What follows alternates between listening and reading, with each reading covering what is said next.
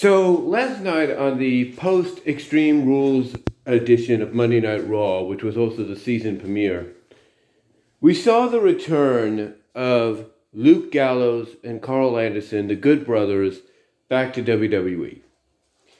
And, this, probably didn't come, probably didn't come as much as a surprise to a lot of folks. The only question was when and where it was going to happen. And just like with Killer Cross, reports came out yesterday that they were coming. It was pretty much all but official. They were coming. And then last night, they made the return. They made the return alongside AJ Styles to fight off Finn Balor in the Judgment Day. And a lot of people are looking at the positive of this whole storyline here. Because the positive is you have 4 members of Bullet Club associated in this storyline. 4 members of Bullet Club associated in this storyline. You have the founding leader and founder of Bullet Club, Finn Balor, Prince Devitt. You have the guy that succeeded him in the leadership, AJ Styles, that he brought in originally. And you got, 2 guys, he's now back alongside AJ, that were part of the original foundation. The first after Karl being the first after Finn being Karl Anderson. And then, of course, Luke Gallows, Doc Gallows. Now, in case you were wondering where they've been, well, if you watch, all wrestling in some capacity, whether it's through YouTube clips, pay attention to Twitter, stuff like that, Anderson and Gallows were signed for the past 2 years to Impact Wrestling. That's right, they were signed to 2-year contracts with Impact Wrestling, and by association, also got to compete for New Japan. Now, at first, they competed for New Japan Strong because of the pandemic, but then, of course, as things got better, they were able to travel back over to New Japan and basically compete there, where Karl Anderson won the Never Openweight Championship.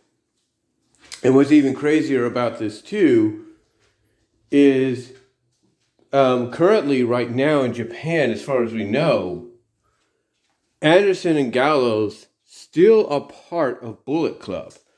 Let me put it to you like this.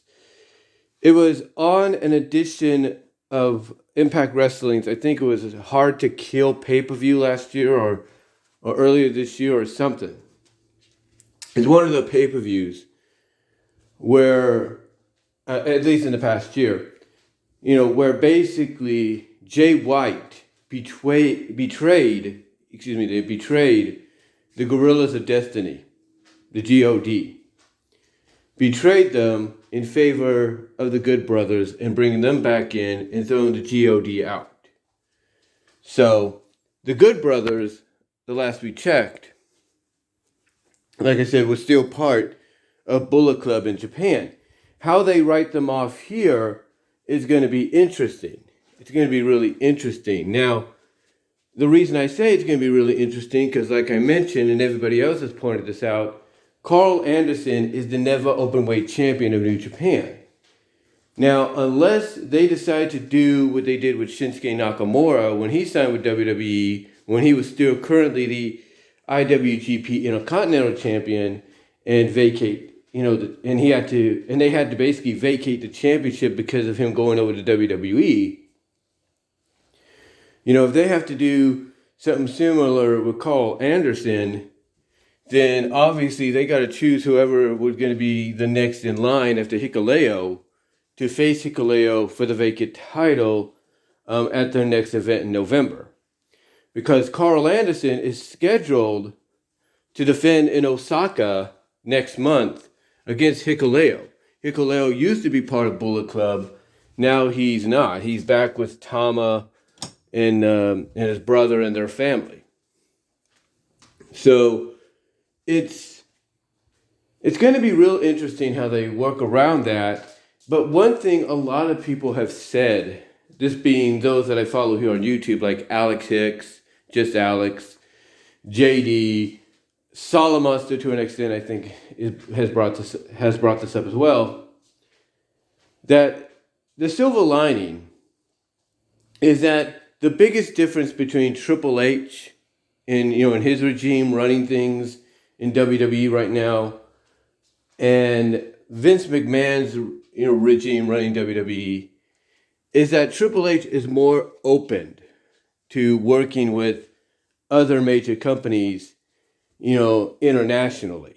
Now, I'm not saying Vince was never really open to working with other companies. He was to an extent. But, that extent being they didn't pose any real threat. Like when he worked with AAA and ECW back and even Smoky Mountain and even the USWA from the early to late 90s and all that, the early to late 90s, early 2000s, when he would work with them, he worked with them mainly because he didn't see them as a threat. Yeah, ECW was looked at as the third biggest promotion at the time and had a rabid fan base even to this day, but Vince didn't see them as much of a threat. He didn't see them as somebody that books these smaller venues and sometimes semi big venues. He didn't see them as a threat because of the fact that they had a niche audience. They had a very niche audience that migrated over to WWE because the ECW stars were going over there and they wanted to follow them. But again, like I said, Vince is no stranger to working with other promotions as long as he doesn't see them as a threat. He doesn't see them as a threat, period. But things, of course, change. And with the times changing and things changing, he still at times won't mind working with people if he doesn't find them being a threat. But he mainly focuses on what he's bringing to the dance, what he brings to the table. A good example earlier this year, at the beginning of this year actually, was Mickie James. You would think with Mickie James at the time being the Impact Knockouts champion, would not even be, considered for the Women's Royal Rumble. But she was considered because, one, she, in a sense, had been recently released, so it was kind of easy to get her, to come over because of her long-term loyalty and the fact that they wanted to make up for the disastrous way she was released. And two, Vince basically, I guess, was convinced by those around that, yeah, she works for this major promotion that's looked at as the third biggest promotion in the country. She works for them. She's the women's champion and everything, but they don't pose much of a threat. In other words, someone might have made the comparison of Impact Wrestling to ECW, like, yeah, she works for them, but they're not like ECW in the past. They're not that much of a threat, and everything. And we could use her name to be part of this as well as tease maybe making history or whatever. And of course, Vince, he always likes the opportunity to tease the audience and say, hey, that does sound like a good idea. We'll do it. So again, Vince, has never been unopened to working with other promotions. It's just that he doesn't like working with promotions that are on the level of WWE or just about on the level of WWE. He doesn't like that. He doesn't like working with a New Japan. He doesn't like working with an AEW to an extent. He doesn't like working with those kind of companies, that reside within the same country or reside internationally outside of the company. He doesn't like working with them. AAA, that's kind of something that might have still been an open window, but even now he's not as fond as working with them as he did back in the late 90s, because in the early late 90s, that being like 97, 96 to 98, he was more open to work with them because they weren't as perceived as a major international threat or an international powerhouse like they are now. In the past, when New Japan was just getting the feet wet and everything, he had no problem working with them or any other promotion like All Japan or FMW or whatever, because they weren't seen as much of a powerhouse threat internationally as they are now. And that's why he was never open to doing that ever. He was never really open to doing that, ever, period. He wasn't. So, so for Triple H to basically do maybe what Vince won't is the biggest difference. Because Triple H has always been open to wanting to make, partnerships with other international promotions around the world. Not just, within the same country that WWE resides in, but internationally. And sometimes what that means is he's trying to find, I guess you could say the best place, the best content on a continent, I should say, but the best place, the best continent, out there to do one thing. And that's to expand NXT. I mean, look what's going on right now. NXT UK is gone, and it's gone into a cocoon hiatus, if you will. And when it pops up in the spring of 2023, it's going to be NXT Europe. In other words, it's going into a cocoon for hibernation. Spring comes out, it's going to pop out of that cocoon, and it's going to be now NXT Europe. It's going to be a butterfly. Basically an evolved version of what it was. And that's why, Hunter is not against working with these other promotions. Because he looks at the possibility that, hey, if I can get in good with Japan by working with, let's say, New Japan, Pro Wrestling Noah, whatever, then there's a good chance that I could possibly cement an NXT brand in Japan. Just like eventually he's going to probably want to work with AAA or CMLL, or maybe both, if that ever happens. That way he can institute maybe getting into good graces and seeing if maybe he could supplant NXT there in Mexico. The same thing with the UK. Why do you think NXT UK came about? Because he was working with people of of ICW, Progress, Rev Pro to an extent. And he was doing that to get good footing in there so he could establish the NXT UK brand, which now will become NXT Europe. And how this all relates to the Karl Anderson situation is with him being the never openweight champion of New Japan. Like I said, that opens the door of, or slightly opens the door for Triple H to hopefully, step forward or step into and get into the good graces with people like New Japan, Pro Wrestling Noah, All Japan, you name it, so that he could try to at least start building the foundation for NXT Japan. He could start making that foundation a reality, if you will. Now, the question obviously is, the question obviously people have is, would this affect AEW's relationship with New Japan? I mean, Tony Khan, if he pays attention like he says he does, sees one of New Japan's champions on WWE television, sees that New Japan, itself, not just the Japanese Twitter side, but the English side as well, is retweeting and talking about this as well. And you have someone like Hikuleo, responding to this, responding to Karl Anderson like, hey, are you trying to duck me and all that because of the match on November 5th? You can't tell me that this is not getting under Tony Khan's skin along with all the other problems going on in AEW that he's dealing with. Because now, and rightfully so, he probably sees his partnership with New Japan fluttering away, going away, ending before he wants it to end. And that's the last thing he needs, because now, who does he team with? Who does he work with? Well, it seems that maybe he's going to end up working with Pro Wrestling Noah.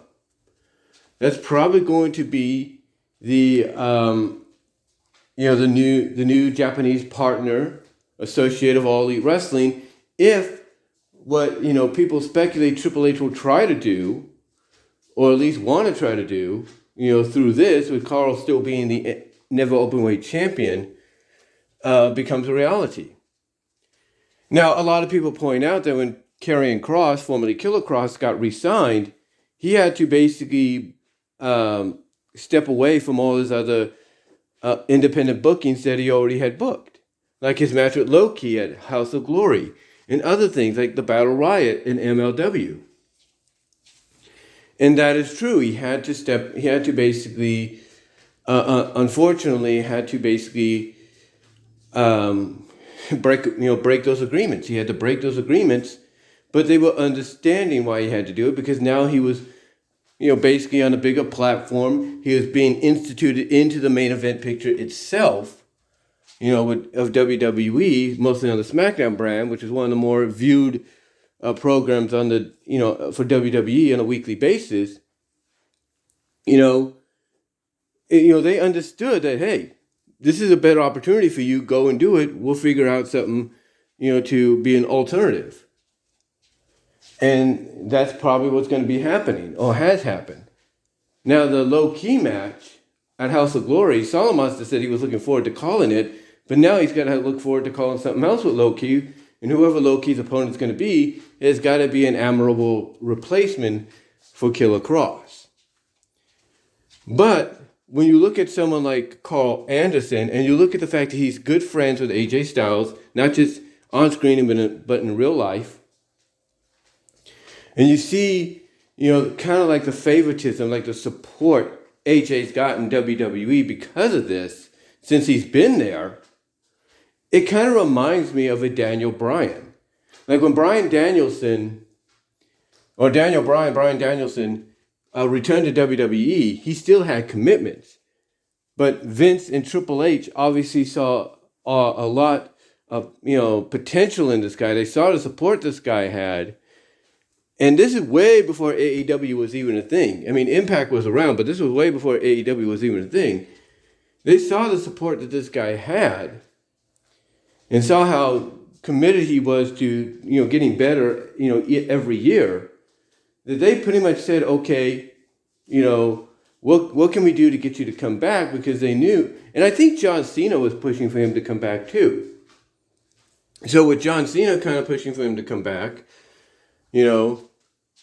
the question was, okay, they've re-signed him, but what about his other bookings? And I'm almost guaranteeing that someone, whether it was Cena, whether it was Triple H or whoever, maybe even Vince himself, agreed to let Daniel finish his dates with the company, with his commitments, finish out his commitments with all these other independent companies like Dragon Gate and so on. Which is why he was able to wrestle and team with certain people that, while under WWE contract, you wouldn't think he would. So the point that I'm getting at, is this. I look at Karl Anderson's situation right now, and I look at something being very similar to a Danielson situation, to where he's associated with someone that has really proven themselves, to WWE, is basically in the good graces, has looked as one of the top guys when needed, and when needed to be like in the main event level, championship level, whatever. And they probably look at a guy that, and they probably look at him knowing that he has this association with Karl, and they're probably going to agree mostly to let Karl go back and drop the belt. Now here's the thing. If they let that happen, I don't think it's going to happen without a catch. And that catch being that Triple H may accompany Karl back to Japan to probably not only to maybe try to get his foot in the door a little bit, to kind of get an idea what the landscape's like around the pro wrestling rights, which he probably already knows about. But to also make sure that nothing, injury-wise happens to Karl in his match with Hikuleo. I'm just saying. So I look at the fact that Karl will be able to go back to defend that title. And I think it's going to be done as, not only a favor to AJ because he's close friends with AJ, but also as a way to basically, cement, well, not cement, but start, building a foundation, maybe a potential partnership with New Japan. And not just a partnership with them, but by being partners with them, maybe, not saying that could happen, he could get that foundation, that building starting, or that foundation built, if you will, begin the process of doing it, of getting NXT Japan, as a reality. Again, that's just the way I look at it in the long run. That's just how I look at it in the long run. But yeah, the Good Brothers are back in WWE. The OC is back together. It definitely looks like they're going to be part of the War Games match at Survivor Series next month. And really, that's about it. That's all I can really say about it. So, again, the question is, does this lead to a potential partnership down the line, with New Japan and WWE? And is this why maybe AEW is looking elsewhere in Japan because maybe they're seeing the writing on the wall? Maybe they're seeing it. I don't know. I mean, right now they're still in good standings with them, but if you have New Japan, retweeting this return and everything, and you have Hikuleo responding to it as well, if you're Tony Khan, that's not a good sign for you. That's not a good look. Like, wait a minute, I thought you were our friends. What the hell? I mean, because think about it. You're Tony Khan. You're thinking to yourself, wait a minute. We just did a collab pay-per-view called Forbidden Door at the United Center, and this is how you thank us? Or this is how you repay us? If you're Tony Khan, you're starting to worry. Like, wait a minute. What's this about? So we'll see what happens. We'll see what happens. But I think if Triple H is exactly how people say he is, he's going to not only let Karl Anderson go back and defend the title, maybe drop it to Hikuleo, but he's going to go there himself to try to, not only meet with people in New Japan for a possible partnership, as well as other Japanese promotions like Pro Wrestling Noah and All Japan and all that. But he's also going to probably go there to start, the process of building a foundation for NXT Japan. That's just my opinion.